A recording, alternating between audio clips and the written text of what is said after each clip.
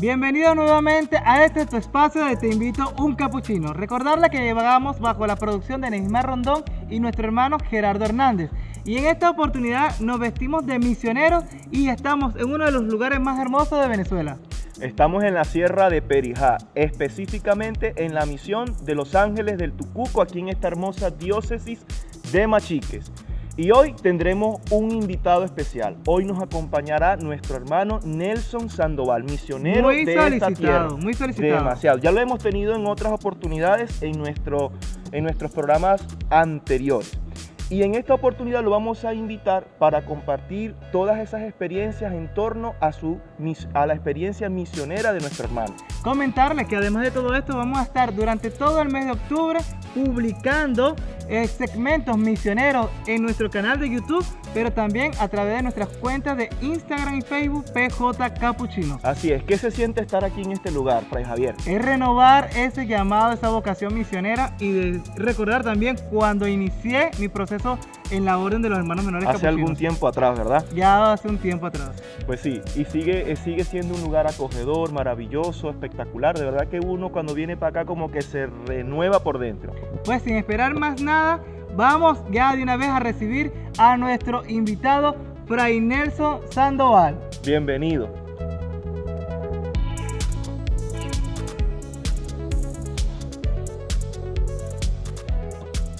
Bienvenido, hermano. Muchas gracias, paz y bien. Paz y bien. Bueno, la gente Bien. estaba ansiosa por ver este programa porque lo prometimos desde hace tiempo. Oh. No, y es verdad, o sea, ha sido una solicitud de muchos de este programa misionero. Y pues obviamente hablar de misión en Venezuela es hablar de Fray Nelson Sandoval. Pero la gente se preguntará, algunos que no lo conocen, porque habrá personas que no te conocerán, ¿quién es? ¿De dónde eres? Yo soy de tu pueblo, ¿Y cuál es mi pueblo? del pueblo de San José de Perijá, un gran pueblo gran en el pueblo. estado Zulia. Y Así mucha es. gente de ese gran pueblo se conecta fielmente cada vez que comienza este programa para acompañarnos y nos están escribiendo. Y bueno, Fray, también queremos saber desde cuándo ha profesado usted dentro de la Orden de los Hermanos Menores Capuchinos y cuánto tiempo tiene aquí en la misión de los Ángeles del Tucuco. 26 años de profesión religiosa. Ingresé en el año 1988, pero yo hice un año de aspirantado. Luego yo fui el postulante perpetuo porque hice el postulantado, ya van 2, hice los 3 años de filosofía y primer año de teología. Luego hice el noviciado. 6 años. 6 años de postulantado más el aspirantado. O sea, 1988 fue el año en que ingresaste a la En orden. que ingresé a la o sea, orden. ese año fue sí. que nací yo. O sea, Bueno, que vas a cumplir 33 años de Todo haber el ingresado. tiempo de mi vida en la orden es el tiempo tuyo. ¿No será eso un En presagio el de la mundo. vida? No sé. Y acá en la misión de los Ángeles del Tucuco, ¿cuánto tiempo tiene? Yo he vivido aquí en 3 periodos distintos. El año de aspirantado, yo entré a la orden en el 88, yo viví aquí del 88 al 89, con 2 hermanos mayores, uno sesentón y otro ochentón, setentón, ¿verdad? Y fue un año para mí sin problema, un año feliz, un año contento, que la gente a veces piensa que vivir con hermanos mayores es un problema. Yo no puedo decir eso, yo nunca he experimentado dificultades, ni rabietas, ni nada viviendo con hermanos mayores, todo lo contrario. Luego volví, cuando acabé la formación, en el año 99. Aquí me ordené de diácono, me ordené de sacerdote en San José, y luego estuve aquí desde el 99 hasta el 2002, que me trasladaron a Caracas.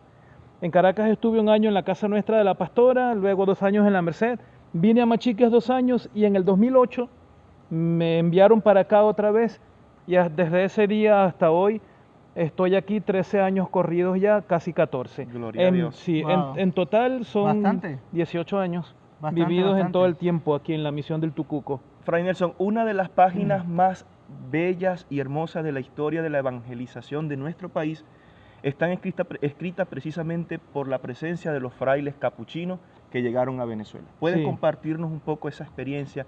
¿En qué año llegaron los misioneros capuchinos y cómo fue? Sí, claro. Bueno, ustedes saben bien que los capuchinos llegamos a Venezuela en el año 1650. Fray Francisco de Pamplona, que había sido militar español, había dejado, como dice la literatura clásica, las glorias del mundo y entró, se hizo fraile capuchino venía a la isla de Granada para fundar allí una misión.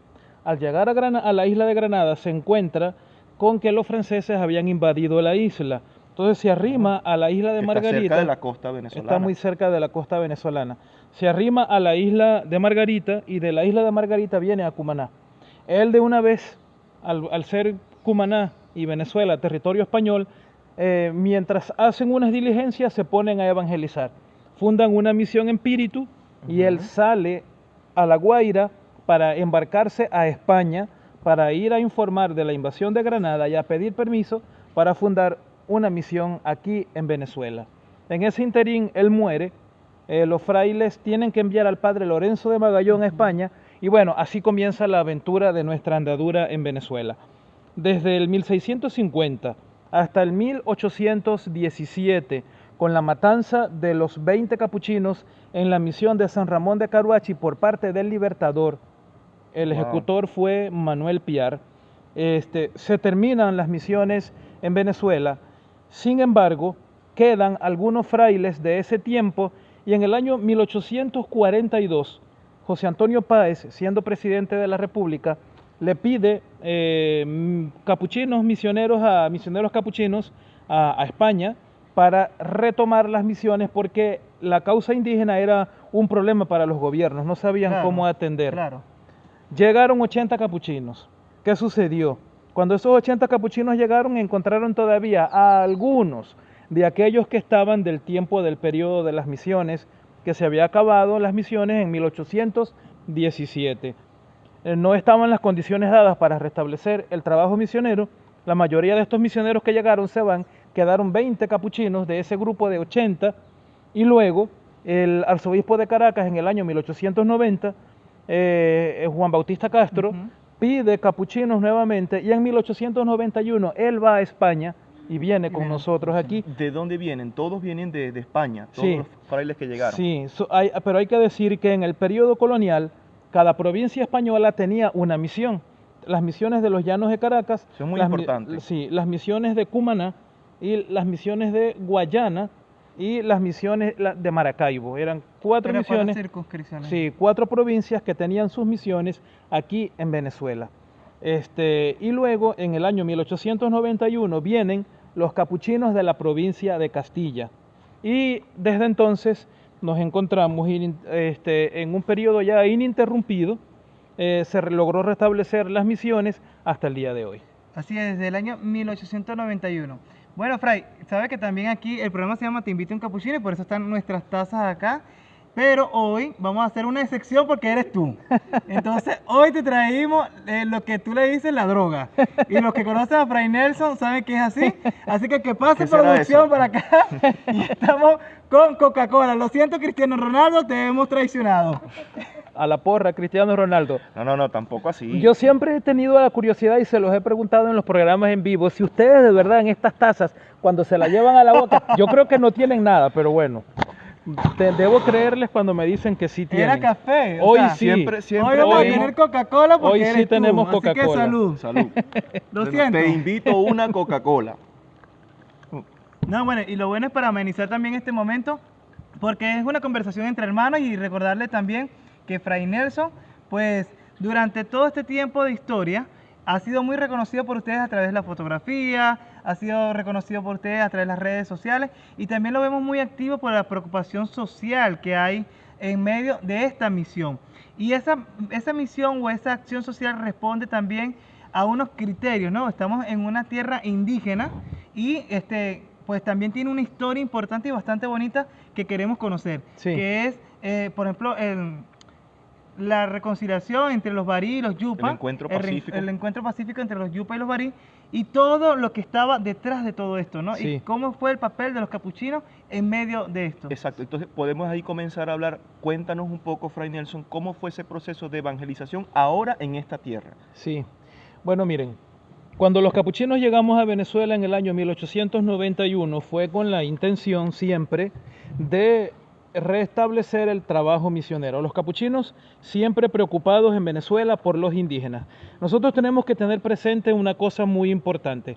En tiempos de la colonia, los capuchinos evangelizamos las 3/4 partes del actual territorio venezolano. Wow, Es así. las 3/4 Sí, partes. es decir, ha habido territorio que Venezuela perdió en la Guayana Esequiba, en Colombia Guajira. y con Brasil, sí, que ese territorio fue evangelizado por capuchinos.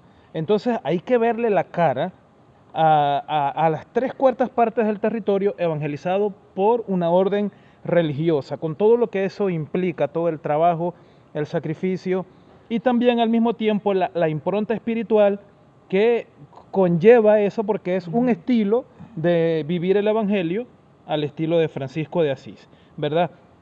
Entonces, hay que decir que cuando los capuchinos llegaron en 1891 no fue fácil lograr el restablecimiento de las misiones. Pasaron, la primera misión fue en el año 1922, ¿verdad? Se van a cumplir 100 años, que fue la misión del Caroní. Bueno, 22 años del siglo XX, más 9 del siglo anterior, fueron 31 años de brega, de trabajo, Bastante. hasta que se logró. El concordato con el gobierno, el contrato con el gobierno, luego la Santa Sede hace un contrato con el gobierno para ya establecer las misiones y se funda la misión del Caroní, que comprendía los territorios de Tucupita. el delta, claro, obviamente Tucupita con los caños, con los Exactamente. indígenas. La primera misión fue Araguaymujo y luego la sede del vicariato estaba en Upata, es decir, la parte sur del estado Bolívar, de la parte criolla del estado Bolívar, Upata, Guasipati, Tumeremo, El Dorado, El El Callao. Callao, todos esos pueblos pertenecían al vicariato apostólico y luego en el 31 con la llegada a Santa Elena de Guairén. Y En la Gran Sabana. En la Gran Sabana. Y con el establecimiento de la misión y luego en Cabanallén, que fue primero en Luepa, ¿verdad? Entonces, después se fundó la misión de Machiques, el vicariato apostólico de Machiques, que comprendía 2 territorios que tenían discontinuidad en el Una tema. separación Una separación territorial que estaba cortado por la arquidiócesis de Maracaibo, porque el vicariato apostólico de Machiques comprendía Perijá y La Guajira. Entonces en La Guajira obviamente era todo indígena, los guayú. Venía la arquidiócesis de Maracaibo y luego venía Perijá, donde estaba la sede del vicariato en Machiques, y eso comprendía esta parte de Perijá, las poblaciones criollas, San José de la Villa, Machiques, Las Piedras, Calle Larga, San Felipe, todos estos pueblos, y la parte indígena que son los yucpas, con vistas a ir en busca de los motilones que se llamaban. Los motilones que ¿Qué son, son Los indígenas, como los los indígenas barí. Ajá, actualmente Ac- llamados Bari, ¿no? Barí, sí. Cuando ellos aprendieron castellano, Ujú. pudimos saber que ellos asimismos se autodenominaban barí, que ¿Qué significa significa persona? al igual que yucpa significa persona, y todos los nombres de las etnias significan persona, ¿verdad? Entonces fue el 26 de mayo de 1943 cuando se erige canónicamente el vicariato apostólico de Machiques, pero antes de la erección canónica ya había habido todo un trabajo de expediciones. Primero los capuchinos habían estado aquí en el año 1910-1919. El padre Arcángel de Valdavida, el Ajá. beato Arcángel de Valdavida fue párroco de Machiques Y de Tucupita. y de Tucupita también. Tenemos, pero como estamos hablando del vicariato de Bueno, Machiques, perdón, pues yo quería resaltar lamento eso nada más. decirte que bueno, que tenemos que hablar es de Machiques. Seguimos. Porque él es de Tucupita y por eso lo saca. Pero tuvieron que irse porque tuvieron algunos problemas y algunas dificultades, pero desde Maracaibo seguían viniendo para hacer exploraciones. Aquí hay una foto muy importante, muy interesante, el padre Victorino de San Martín, en el año 1939, pagándole a unos indígenas yucpas que lo habían acompañado en una expedición desde Machiques por la Sierra de Perijá, los misioneros buscando un lugar donde establecer un centro misional. Y fíjense que nosotros estamos a 50 kilómetros de Machiques. ¿Por qué? Buscando la cercanía con el territorio barí. La Sierra de Perijá está habitada por 2 grupos étnicos, los yucpas, que son caribes, y los barí, que eran los motilones, que eran un Son grupo humano chichas. no contactado, son chichas. Son 2 grupos humanos distintos, fisionómicamente y culturalmente. Son 2 culturas distintas que no tienen que ver nada la una con la otra. solo que Son comparten un hábitat, un Sí, espacio. un espacio nicho, territorial. sí, el espacio territorial y los barí que no querían contacto con nadie flechaban a todo el mundo que no fuera barí. Flechaban a los yucpas, flechaban también a los criollos. Y por eso se ganaron La fama de bravo. motilones, ¿no? Sí. Que por ahí es que viene eso. Y desde el tiempo de la colonia la gente llamaba a los yucpas motilones mansos y a los motilones le decía los motilones bravos, porque no se sabía, eso es gracias a Dios después con el avance de las ciencias sociales, la antropología, sobre todo, ¿no? Fundamentalmente, que comienzan a distinguir los grupos étnicos, ¿no? Que son distintas culturas, y entonces es cuando se dan cuenta que los yucpas eran un grupo humano y los barí eran otro grupo humano una distinción distinto, sí.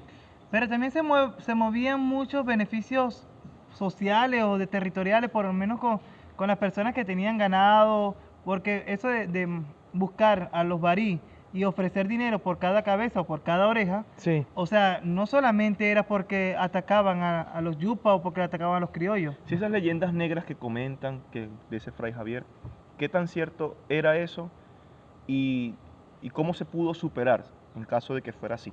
Sí. Bueno, en torno a los motilones no había leyenda negra más que eran bravos. Pero ¿por qué era la bravura?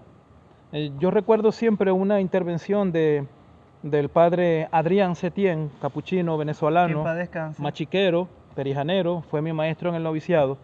Y él decía, claro, esta tierra es una tierra agrícola y sobre todo de producción Exacto. ganadera.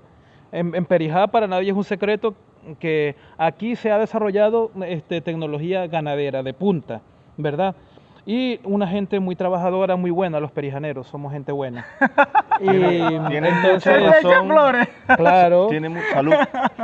Tiene mucha razón, Fray Nelson. brindamos vos y yo, él no, Amén. porque él está envidioso de las bondades de los perijaneros. No, para nada. En Tucupita la gente Los es muy quiero buena, mucho. pero él pica Quiero uno. mucho a los perijaneros. Vivió aquí en Machiques un año y por eso quedó prendido. Entonces, miren, el proceso era que muchas de estas haciendas, sobre todo en la parte de la Machiques Colón, eso era selva, porque es que Perijá era una selva. Nosotros estamos aquí en la parte, por decirlo de alguna forma, alta de Perijá, porque Claro. estamos en la montaña. Pero luego Perijá, fuera de aquí, es una sabana. Entonces, esas sabanas eran una selva. Todo el territorio de la Machiques Colón era una inmensa selva y ese era el hábitat de los indios motilones, de los barí. Entonces, ¿qué pasaba? Que personas, perijaneros, iban tumbando monte y montando cercas para hacer haciendas, se encontraban un bohío motilón y los motilones, como los mataban, no encontraban otra manera más que defenderse Con con su el flecha. arco y con la flecha. Ya. Cuando vos disparáis, vos escucháis el disparo, pero cuando vos te disparan una flecha con un arco, vos no No se escucháis el escucha. arco. Entonces la gente muchas veces eran sorprendidos con un flechazo. Yo tengo un tío abuelo, ya murió, que en paz descanse, tío de mi papá, Juan Corona, en San José, que él mostraba una herida que tenía por un flechazo de los motilones, porque el trabajo de él tenía un jeep, un power wagon, y llevaba gente de San José a Calle Larga, porque allí estaban tumbando montes y haciendo fincas, y él los llevaba por la mañana y los traía por la tarde. Y en una jornada de esas, los motilones lo flecharon, se salvó, gracias a Dios. Y aquí también hubo indígenas flechados y 2 misioneros flechados, uno por Sí. un yucpa y otro por unos motilones. ¿Y cuál fue entonces el rol o el papel del misionero o de la iglesia entre un grupo que evidentemente tenía actividades terratenientes y un grupo también que habitaba una tierra, un espacio de hace muchos años atrás, por supuesto desde siempre? ¿Cómo fue el papel de la iglesia para mediar, supongo, ¿no? Entre unos y Sí. otros? Bueno, el papel de la iglesia simplemente fue tratar de visibilizar esa situación, porque ¿qué pasó? Que como los motilones eran bravos y flechaban a la gente, a final de los años 50, en la ranchería de Machiques, Ujú. pagaban 5 bolívares por oreja Por oreja. de motilón. Entonces, una oreja de motilón Qué significa barbaridad. un barí muerto. Ajá, porque si yo te voy a quitar una oreja a vos, vos no te la vas a dejar quitar. Yo te tengo que matar para arrancarte la oreja, y se aparecían en la ranchería personas con orejas de motilones engarzadas en un alambre. Había otra realidad. En la Machiques Colón había explotación petrolera Claro. por la zona del Catatumbo. El pueblo de Casigua el Cubo es un pueblo que se formó a partir de un campamento petrolero de la Shell, de la compañía Shell.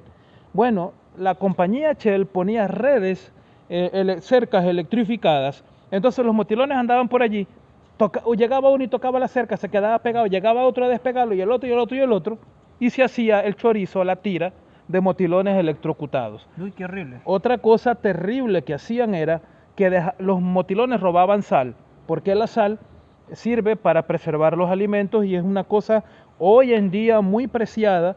Vos le dais comida a un yupa y te dice, Fray, ¿no tenéis sal? Sí, toma, porque la sal es importante, ¿verdad? Entonces dejaban sal envenenada con cianuro. Entonces esto era muy cruel y muy terrible porque los motilones antiguamente no vivían en comunidad, sino que vivía un grupo en un bohío, que era un bohío comunal. Vivían 50, 80, 90 personas en un bohío. Todas las familias vivían dentro de una sola casa. Entonces todo lo que el grupo llevaba lo comían todos. Y de esa manera desaparecía toda una comunidad, porque los envenenaban con cianuro. Entonces los capuchinos, los misioneros, fundaron esta misión el 2 de octubre de 1945. Empezaron a trabajar, miren todo este inmenso edificio inaugurado el 2 de enero del año 1956, cuando aquí no había carretera. Este centro misional se fundó con la intención de evangelizar a los yucpas y de ir en pos de los motilones, porque estamos ya muy cerca, a 20 kilómetros, a 25 kilómetros estamos de la primera comunidad barí. Entonces, con esa intención se fundó este centro misional y en el año ya 45 se comenzó a hacer la campaña de pacificación de los motilones y se llamaba Dádivas Quebrantan Peñas. Esa campaña se llamaba así. ¿En qué consistía esa campaña? Cogían paquetes, hacían paquetes con ropa, con hachas, con machetes, ollas, fósforos, e iban en aviones y los lanzaban sobre los bohíos de los motilones. Entonces esa campaña tuvo que ser modificada porque se dieron cuenta que los aviones volaban muy alto y se perdían la mayoría de los paquetes y no daba resultado. Ahora ustedes se podrán preguntar, ay, ¿cómo sabían ellos lo que los motilones necesitaban? Ajá. Porque era lo que los Lo que se motilones robaban aquí en la misión. Claro. Hachas, machetes, sal, robaban sal y les metían otras cosas. Entonces luego esa campaña comenzaron a hacerla en helicópteros. Por eso ya en el año 60 los misioneros dicen, bueno, o nosotros nos decidimos a entrar o los motilones van a desaparecer. Y es entonces cuando ya se arriesgan y se lanzan en búsqueda de los motilones el 22 de julio del año 1960, día de Santa María Magdalena. Habían salido por tierra el padre Epifanio y el padre Adolfo con un grupo de hombres. Nosotros tenemos que decir que esto no hubiera sido posible sin la ayuda de los yucpas. ¿Por qué? Porque los yucpas son indígenas. Los misioneros eran criollos, no eran criollos, eran europeos. Y ningún criollo ni ningún europeo sabe andar en el monte. Aquí vienen los guayascaos que, mira, poné cuidado. No, que yo soy guayascao, no soy guayascao. Aquí los guayascaos son los yupas. Ustedes no saben nada del monte. Entonces, porque aquí los vaquianos son ellos. Claro. Entonces ellos fueron con un grupo de hombres y iban abriendo camino por la selva para poder llegar. El padre Romualdo salió en helicóptero, les orientó el camino porque se habían desviado un poco y al llegar a un bohío le dijo al piloto que aterrizara. Obviamente el piloto no quiso aterrizar porque era una empresa muy arriesgada, porque ellos lanzaban flechas al helicóptero. Sin embargo, él le dijo, bueno, arrímate un poco lo que más puedas al bohío. Y cuando estaba cerca del techo, él se lanzó encima del bohío. Y bueno, y rodó para abajo porque eran unos bohíos en forma visto desde arriba, en forma no ovoide, sino en forma... circular. No circular, no, esta forma es, bueno, no es ovoide, porque ovoide... Elíptica, sí. Ajá. Entonces, el techo eran muy altos, y entonces al caer en el techo se deja rodar hasta abajo. Él dice que cuando cayó allí, ahí no quedó nadie. Quedó un viejo que no podía correr y quedó por allá, más allá, un joven así en actitud desafiante. Fray Nelson, y ahora nos has estado comentando y compartiendo la mediación y el papel de los misioneros de la iglesia. Yo desde hace rato tengo como la inquietud y quería aprovechar para preguntarte, ¿y el Estado venezolano? ¿Qué rol jugó el Estado venezolano o el gobierno del Estado venezolano aquel en entonces, todo? claro. Si estamos hablando Lo vamos a Obvio. tocar. si hay algo que Cuando puedo decir. el Estado venezolano emitió una ley que se llamaba la Ley de Misiones, que quedó derogada cuando entró en vigencia la LOCSI, la Ley Orgánica de Pueblos y Comunidades Indígenas. Hasta ese momento, esa Ley de Misiones estuvo vigente. ¿Qué rezaba la Ley de Misiones? Que los misioneros eran las autoridades, por decirlo de alguna forma, en las comunidades religiosas, en los territorios indígenas donde se encontraran, y que el Estado debía proveer todo lo necesario para el mantenimiento de la misión de los misioneros y de los indígenas, cosa que eso nunca fue. Claro, el gobierno enviaba médicos, enviaba servicios, pero todo esto que ustedes ven aquí, esto lo hicieron los misioneros a punta de limosnas, pidiendo, porque ya saben que ustedes saben que nosotros somos una orden mendicante y que una de las características de nuestra orden es la mendicación, la limosna.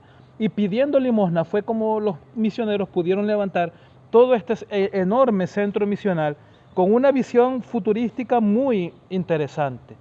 Porque fíjense que este edificio se quedó chico, pero bueno, fue 50 años después de construido todo esto, y hemos tenido que hacer, sobre todo con la escuela, salones fuera, porque ya no cabe la escuela aquí.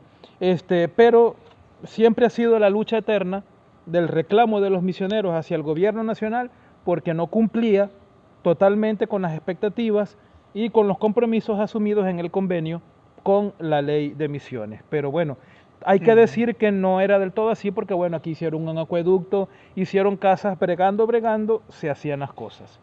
Sí, y la verdad es que se ha quedado pequeño. Ahorita nosotros nos encontramos acá y siempre hemos estado viniendo, aunque sea una vez al año, y sabemos y conocemos toda la labor social que prestan los capuchinos acá, junto a las hermanas de Santa Ana también, que se encuentran ubicadas acá.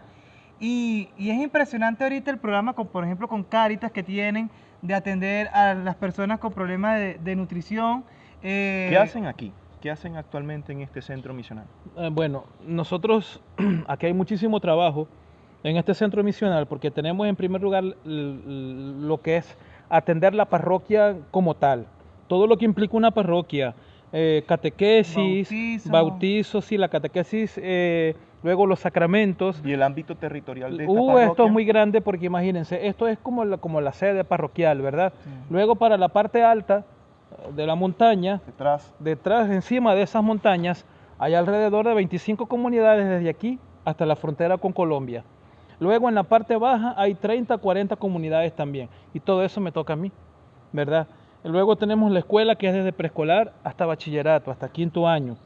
Bueno, eso como ha sido como lo propio y lo tradicional siempre, la educación siempre ha sido una educación de calidad, gracias a la acción de las hermanas que son educadoras, y a la Asociación Venezolana de Educación Católica, a la AVEC, de quien depende la escuela. Y continuamos aquí conversando con Fray Nelson Sandoval, quien es misionero capuchino, ubicado actualmente en la Sierra de Perijá, en Los Ángeles del Tucuco. Y nos compartía Fray Nelson sus experiencias y la labor misionera aquí en este centro. Y pastoral.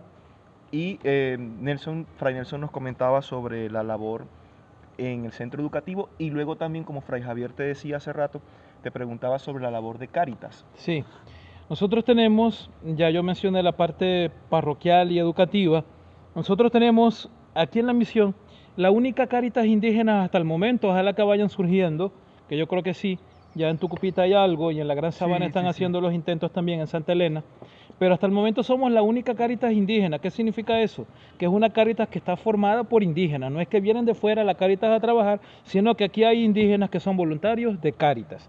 Entonces nosotros tenemos 13 años, desde el 2008 que yo llegué aquí, ya cumplimos 13 años. Cáritas tiene 13 años ubicada aquí. 13 años. Yo llegué y enseguida fundé Cáritas, y aquí estamos trabajando.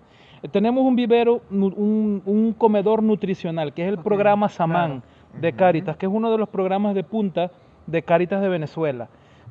Nosotros atendemos en ese programa madres embarazadas y lactantes desnutridas y niños desnutridos de 0 a 5 años, que es la primera infancia en la cual el niño se desarrolla plenamente, ¿verdad? Para garantizar el pleno desarrollo, atacamos la desnutrición en ese ámbito de edades, ¿verdad? Entonces, actualmente tenemos 60 niños y 40 y tantas madres Bastante. desnutridos, sí. ¿En qué consiste el programa? Vienen una vez al mes. Antes lo hacíamos, cuando comenzamos con el proyecto, lo hacíamos 3 días a la semana. Los hacíamos venir, aquí les lavábamos las manos, les dábamos los alimentos terapéuticos, porque la gente no se recupera de la desnutrición comiendo comida normal, sino que deben comer alimentos terapéuticos, que son unas barras nutricionales que contienen cargas proteicas, etcétera, de lo que adolecen, de lo que carecen, según sea el grado de desnutrición que tengan los niños o las personas. Entonces, reciben los niños la barra terapéutica de acuerdo al grado de desnutrición que tenga, ya sea -1, -2, -3, y la madre recibe alimento, un alimento y las vitaminas prenatales para que vaya alimentándose y el niño crezca sano. Nosotros tenemos el récord en nuestra comunidad, dicen en el ambulatorio los médicos, hablan de los niños Cáritas, que ninguno pesa menos de 3,5 kilos. Y tenemos la experiencia tan bonita de una mujer que llegó, una muchacha joven con 17 centímetros de brazo. Wow. Una mujer embarazada se considera que está en condiciones aptas nutricionalmente cuando tiene 23,5 centímetros de brazo. Está 6 centímetros menos. Menos, tenía 17 de brazo. Ella se recuperó y parió un muchacho de 4,8 4 kilos. kilos. Sí, inmenso. Eso fue un... 4 kilos. Sí, fue impresionante, ¿no? Y bueno, luego a esas madres embarazadas desnutridas y a los niños que son -2 y -3, a la madre se le da aparte una tarjeta de un programa que se llama Tengo. Tengo. Es lo que llaman el método cash, de intercambio consiste? de dinero. Ajá. Ella va a un establecimiento comercial en donde puede cambiar eso por comida. Ella compra la comida que tenga según el saldo que tenga la tarjeta. ¿Por qué? Porque cuando los niños comienzan a recuperarse de la desnutrición, recuperan el apetito, que lo tienen apocado, dormido, y entonces tiene la necesidad de comer. Claro. Entonces, para que el niño pueda recuperarse bien, le dan comida y para contribuir también con la nutrición completa del grupo familiar. Sí, es impresionante. Bueno, hemos tenido la oportunidad de participar en algunas Actividades, de las actividades y también ver a Cáritas activa aquí. Y además de todo esto del trabajo pastoral, estuvimos en una de las comunidades compartiendo. Y además de esto, de este programa que llevas, que pues nosotros estamos publicando constantemente en nuestra cuenta de PJ Capuchino la experiencia que estamos viviendo acá. Sí. Y queríamos preguntarte, porque hay muchos comentarios que nos dicen de gente que quieren venir, que quieren estar acá, que quieren misionar. ¿Qué tiene que haber en uno para ser un misionero? O sea, ¿cuáles son las características de un misionero? Sí. Bueno, si me hablas de un misionero, Ajá. lo primero que tiene que ser un cristiano comprometido con su fe. Porque no se puede ser misionero si no se es cristiano y si no se vive una fe profundamente. Eso implica que la persona debe tener vida sacramental por allí, ¿no? Luego, si quieren venir a un centro misional, bueno, formalmente no hay nada establecido en ese sentido, ¿verdad? Tendría que ponerse en contacto, si es a través de ustedes, con nuestro superior, para buscar la manera de cómo esa persona pueda hacer un servicio de voluntariado, por decirlo de alguna forma, o de misión por un periodo en el centro misional. Eso se puede hacer, por ejemplo, en unas vacaciones, no sé, dependiendo del tiempo de la persona, se pudiera llegar a un acuerdo para cumplir eso. Y sí hemos tenido algunos casos de personas que han venido, han estado un tiempo y se han ido, y es una experiencia muy interesante. Muchos se han sentido cautivados por la misión y por ejemplo, con esta labor tan hermosa que se está llevando con las comunidades indígenas. Sí. Pero una de las cosas que podemos caer o poner el peligro es creer que venimos para acá a evangelizar, a convertir infieles, o por lo menos venir de turismo, porque también es otra cosa, ¿no? Como se prestan los hermosos paisajes, podemos creer que también venimos por turismo. Bueno, yo te vi en una foto en una cascada metido con el hábito, o sea. Pero es que no podía. Y en el medio del río. Y después caminar con 2 kilos, 3 kilos más por el hábito mojado. No pasan 10 minutos que no se te... Sí, entonces, sí, es muy importante eso. Tú habías mencionado al principio que la gente comentaba, porque yo pongo muchas fotografías Y bueno, y yo intento hacer bonitas fotos, o sea, Para visibilizar lo que está pasando para aquí. visibilizar lo que está pasando aquí y también la naturaleza, ¿no? Yo no soy fotógrafo profesional, Pero son muy Pero lo hace bonitas muy tú. bien. porque yo me documento, entonces yo leo, estudio y luego practico ensayo y error. Ok. Y así he ido aprendiendo fotografía, ¿verdad? Porque yo considero que la fotografía es una herramienta fundamental en el trabajo misionero. ¿Por qué? Porque tú tienes que documentar primero el trabajo que hace la iglesia en estos lugares que es desconocido, porque a pesar de que uno publica por las redes, la inmensa mayoría desconoce cómo es el trabajo misionero. Y en segundo lugar, porque la fotografía es un documental histórico. Entonces, cuando tú haces una fotografía, además de mostrar una realidad, además de hacer arte, porque haces arte con la gráfica que tú, la imagen que tú estás captando, tú al mismo tiempo estás haciendo historia porque estás registrando un momento para la historia. Y entonces eso es importante y fundamental. El misionero debe llegar con un crucifijo en la mano y con el otro, con el evangelio en la mano y con la otra mano una cámara. Podemos decir considero yo. entonces que Fray Nelson Sandoval es un portavoz. Es un Sí, portavoz de la realidad de esta gente, de este pueblo Bueno, indígena. y Muchos es se que no acercan a ti solamente- y para compartir también sus necesidades, sus problemas, también sus alegrías, por supuesto. claro. Es que no solamente publica la maravillosa fotografía del paisaje, sino, por ejemplo, hay realidades, por ejemplo, como mordeduras de culebras, por ejemplo, personas desnutridas, que es Y parte nosotros del hemos programa de visto trabajo. la labor de Fray Nelson buscando ayuda económica, incluso también Que ayuda por sanitaria cierto. para eso, precisamente que lo que acabas tú de comentar. ¿Cómo es esa realidad aquí de tantos Es muy- tantos la- picados de culebra? La realidad desde la salud, la realidad sanitaria de esta zona, de esta comunidad, es muy terrible, muy dura. ¿Por qué? Porque aquí hay un ambulatorio que funciona a las 24 horas del día, los 7 días de la semana. Hay personal sanitario, es verdad, de maravilla, excelentes personas, todos muy buenos. Pero no hay medicamentos y no hay insumos. Los médicos aquí han atendido partos con bolsas plásticas, porque no hay ni guantes Ya. para atender un parto en el ambulatorio de aquí. Aquí estamos en una zona montañosa, en una selva, donde abundan las serpientes y donde aquí la reina de las serpientes es la mapanare. Casi nada. Esa que en el sur le llamamos guayacán Guayacán. o rabo seco, le decimos también. Es mortal esa serpiente. Es mortal, letal y abunda mucho y muy peligrosa.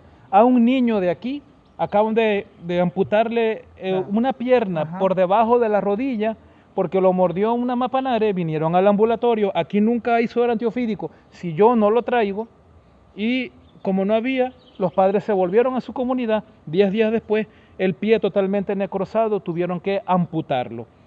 Y adquirir un kit de suero antiofídico es vital, porque depende del tiempo que transcurre entre el accidente ofídico y cuando colocas el suero antiofídico, depende la salvación de la persona, porque no solamente está el hecho de que te mueres por las hemorragias masivas que produce la hemotoxina del veneno, sino que esa hemotoxina contiene unas enzimas que necrosan el tejido, porque hay que entender que esos animales engullen entero el animal y ese veneno que inyecta una enzima a ese cadáver hace que eso se pudra para que el animal lo pueda digerir y luego regurgitar los restos, ¿verdad? Entonces eso causa unas infecciones, unos daños terribles en la piel, se necrosa el tejido, miren, se ponen totalmente negro y podrido y se caen en pedazos. Si ustedes ven las fotos del pie de Sí, ese sí, niño, son fotos terribles.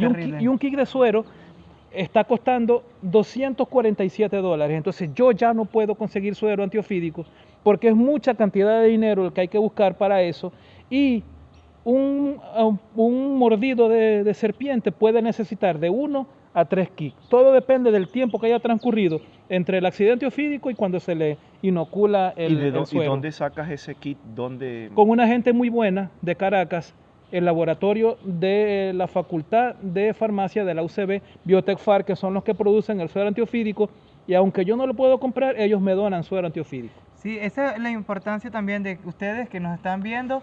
Hay muchas maneras de colaborar en la parte de la misión, no solamente, pues si usted no se puede trasladar hasta acá, hay la parte económica de medicina, ropa, incluso instrumentos de trabajo como escobas, coletos, Lampazos. o lampazos como le diré aquí.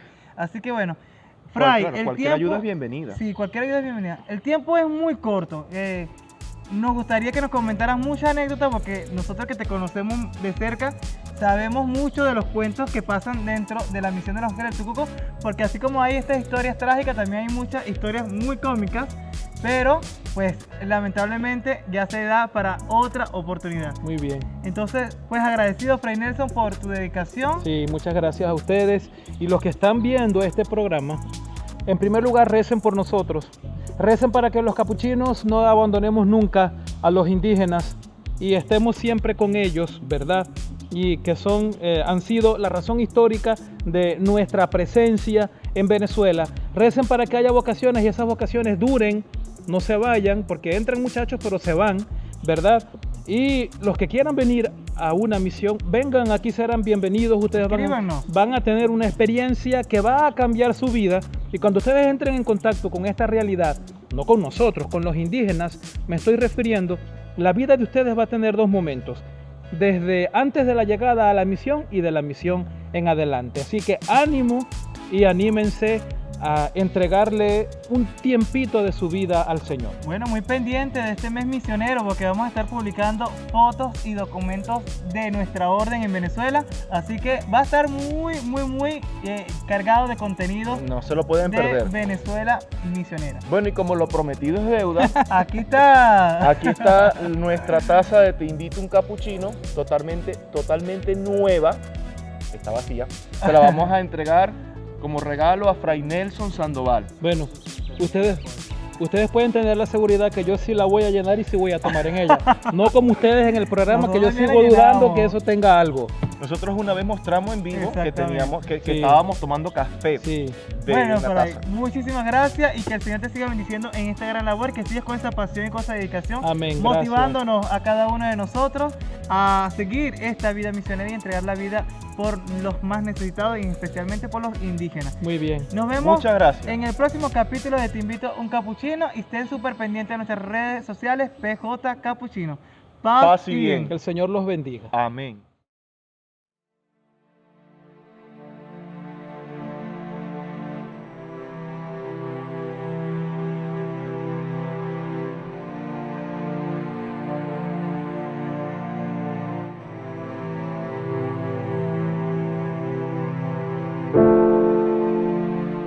Thank you.